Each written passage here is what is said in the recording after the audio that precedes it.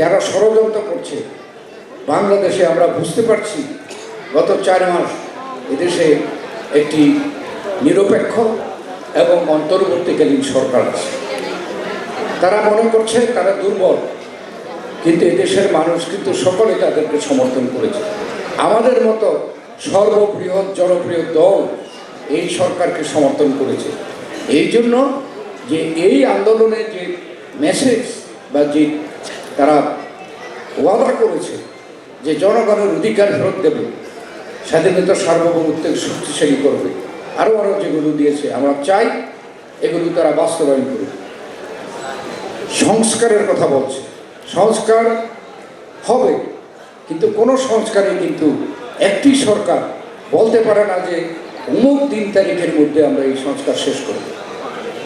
সংস্কার হচ্ছে একটা চলমান পদ্ধতি। আমরা তাদেরকে আহ্বান জানিয়েছি, আপনারা সংস্কারের প্রস্তাব দেন। আপনারা যা পারবেন না, ভবিষ্যতে জনগণের সরকারে সেটা বাস্তবায়ন করবে। আর সংস্কারে দেশের মানুষ চায়, বারবার প্রমাণ করেছে।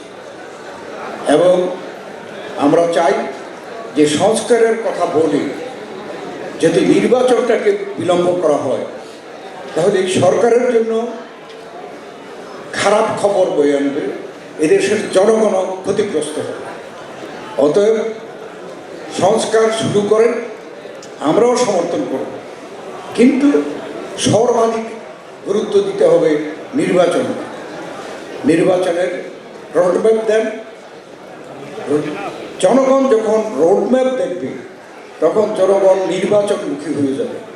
আর নির্বাচনমুখী হলে এদেশে কোনো ষড়যন্ত্র এদেশে করা সম্ভব হবে না।